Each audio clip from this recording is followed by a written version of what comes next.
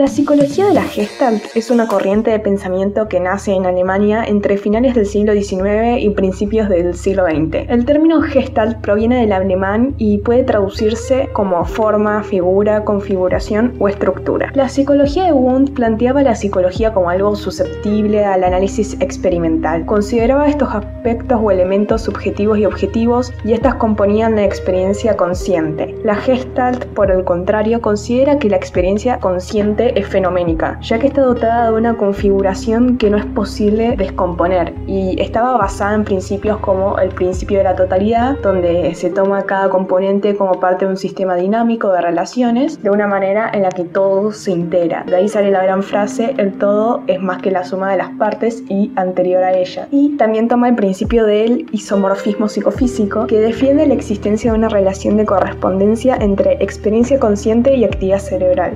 Básicamente, la relación entre lo físico y lo psíquico queda medida por neurofisiológicos. Se agregan innovaciones metodológicas, el análisis fenomenológico experimental y el experimento biótico. La Gestalt nace con los trabajos experimentales de las universidades de Frankfurt y Berlín. En Frankfurt estuvo el núcleo inicial, pero la unidad de estas escuelas fue fundada en 1921 por Wertheimer, Kafka y Kohler. Se rechazaba la concepción fundamental de la escuela de Graz, según la cual la Gestalten se basaba en procesos de elaboración sintéticos y no sensoriales. La Gestalt en Frankfurt va unida a la obra de Wertheimer y sus investigadores sobre el fenómeno phi. Vamos a dividirlo en 3 periodos de tiempo. El primer periodo, que se extiende desde 1910 a 1916, es donde se consolida el nacimiento formal de la escuela. Demuestra que la percepción es cuestión de Gestalten y no de sensaciones. Uno de los experimentos más relevantes fue el de proyectar 2 estímulos luminosos en diferentes momentos. Se obtuvieron 3 resultados: impresión de sucesión, impresión de simultaneidad e impresión de movimiento. Esta última recibió el nombre de movimiento aparente o fenómeno phi. Al igual que en el cine, se logra la impresión de movimiento mediante el paso rápido de fotogramas estáticos que contienen los pasos sucesivos en que se descompone ese movimiento. No había movimiento, sino que era una experiencia fenoménica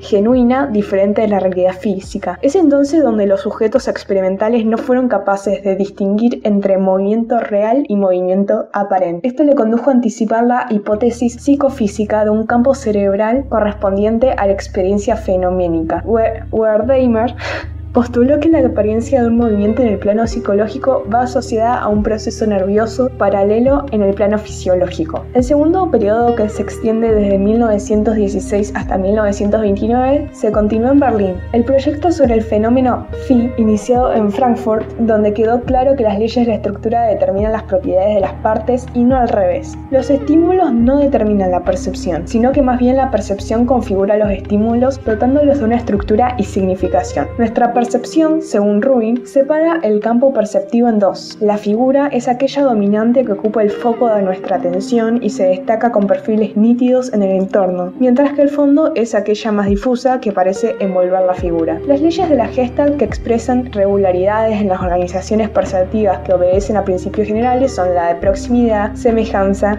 clausura, destino común, dirección, buena continuación y concisión. Wertheimer también se interesó por la psicología del pensamiento y elaboró su hipótesis del llamado pensamiento productivo, interpretando en términos gestálticos cuestiones relacionadas con la cognición, el pensamiento y la resolución de problemas. Ahora es cuando llegamos al último periodo, que se extiende desde 1929 a 1933, donde se hizo más fuerte el análisis fenomenológico experimental como metodología gestáltica de investigación y acumuló resultados experimentales sobre la Gestalt del movimiento. Por otra parte, en Berlín se encuentra Wolfgang Kohler, el cual intentó extender las interpretaciones gestálticas al aprendizaje y la inteligencia animal basándose en el Einsicht. Este buscaba comprobar qué tan inteligente era un animal exponiéndolo en una situación que los obligaba a pensar, donde se planteara un problema donde la solución requiriera de una supuesta capacidad racional, como una rata en un laberinto o yo intentando terminar un sudoku sin estresarme. Concluyó que los animales tenían la capacidad para percibir la estructura de una situación y comprender relaciones estructurales, básicamente que podían resolver el problema que se les ponía. Aunque bueno, yo nunca pude terminar el sudoku. Kohler no era judío, pero al oponerse a despidos políticos y racistas terminó huyendo. Aparece entonces Kurt Kafka, de apellido más sencillo, así que lo apreciamos un poco más que el resto. Se lo identifica con la psicología evolutiva por ser responsable de los principios gestálticos al desarrollo cognitivo y perceptivo, al aprendizaje y a la psicología infantil. Se orientaba más al campo psicológico que neurológico, centrando su atención sobre las conductas de un campo, donde el campo conductual es el ambiente psicológico y fenoménico en que el organismo se desenvuelve.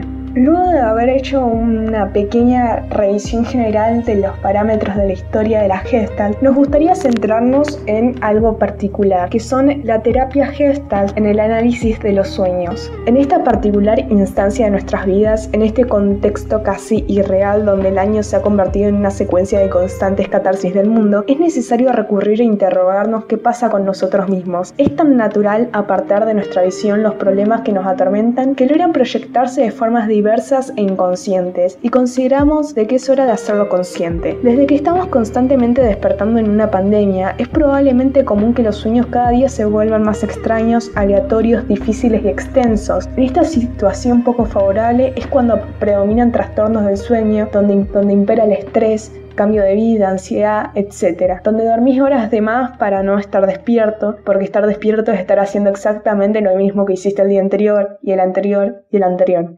Habiendo conseguido romper mi propio récord personal de horas dedicadas al sueño, me he planteado que podrían significar tantas cosas que nunca antes había tenido que afrontar.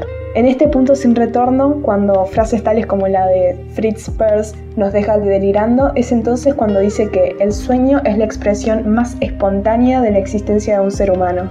No hay nada tan espontáneo como el sueño. En Gestalt no interpretamos los sueños. En vez de analizarlos y trocearlos, intentamos retrotraerles a la vida. Siguiendo los pasos de la Gestalt, esta posee un enfoque en el cual los recuerdos, los sentimientos, los símbolos, las acciones y los síntomas no son interpretativos, como sí lo sería en el psicoanálisis planteado por Freud. Peirce, en 1989, dice que el sueño es un mensaje existencial, que es más que una situación inconclusa, es más que un deseo insatisfecho, es más que una profecía, es un mensaje de vos para vos mismo. El sueño es posiblemente la expresión más espontánea del ser humano, una obra de arte que nosotros cincelamos en nuestra vida. Entonces, esa irracional puesta en escena, compleja obra que presenta en tu mente no es un teatro sin sentido. Todo lo soñado, las personas, objetos, situaciones, emociones, es parte proyectada y muchas veces negada y puesta afuera. El sueño siempre es propio y por ello el soñador es el guionista, director, cámara y actores de esa creación. De ese modo, lo onírico trae aspectos negados de sí. Para la Gestalt, el camino al darse cuenta es permitir que el sueño se exprese en lugar de traerlo a la mente. Es fundamental que el sueño no solo sea recordado, sino traído de vuelta a la vida, aquí y ahora, y así podríamos ganar conciencia de lo que está transmitiendo. En esta situación que nos azota, es donde los sueños probablemente más decidan atormentarnos, donde nuestro propio ser busque gritarnos lo que en conciencia negamos. El objetivo es identificarnos en el sueño, donde el soñante eventualmente con cada uno de los elementos simbólicos de su sueño, donde algunos de ellos pueden manifestar aspectos de su persona alienados, opuestos o sencillamente tenerlos rechazados de su autoconcepto. Ninguna elección en el sueño es aleatoria o pura coincidencia. Cada aspecto del sueño es una parte del soñador. Aquellas partes que nos generan cierto repudio es proyectada hacia otros objetos que aparecen como símbolos. Peirce dice que en el sueño encontramos todo lo necesario, ya sea en su perímetro o en su ambiente. La dificultad existencial, la parte que falta a la personalidad, todo está en el sueño. De cierta forma, si anotamos todos estos sueños en una libreta, podríamos tener la oportunidad de explorar algo profundo y prohibido, que realmente no querríamos conocer de nosotros mismos, porque aquí se encuentran los huecos en la personalidad, como dice Peirce. Entender un sueño y sus significados es darse cuenta de cuándo y cómo se está evitando lo obvio. Así, el trabajo de sueños tiene por objetivo integrar las partes alienadas o dispersas de nuestro ser, para ponernos en contacto con su totalidad. Es indispensable darle al sueño todo su realismo, entrar en él y vivenciarlo de la manera más completa posible. Existen en la Gestalt, además, diferentes tipos de sueños, aquellos recurrentes, pesadillas, retroreflexivos y los que consideramos más amenos a este caso, los sueños actuales, que tienen que ver con acontecimientos recientemente vivenciados. Y no es ciertamente vivenciado pasado despertar y encontrarse con noticieros plagados con la misma nota? Donde tu vida normal todos los días es frenada por una situación que envuelve al mundo y podría volverte hasta loco. Una pandemia que destroza tu monotonía y genera una nueva, donde nada es seguro y al mismo tiempo todo podría ser efímero. Podría terminar hoy como dentro de 3 años o atrevernos a decir que nos condenamos a una eterna cuarentena cuando apenas hoy tenemos la esperanza de poder juntarnos en Navidad, cuando hace un par de meses atrás creíamos que se terminaría todo en 2 semanas más. En los sueños aparecen tanto los mensajes de las situaciones conflictivas como los vacíos, las necesidades, las situaciones inconclusas, las partes desintegradas de la personalidad, las polaridades, los roles falsos que se juegan,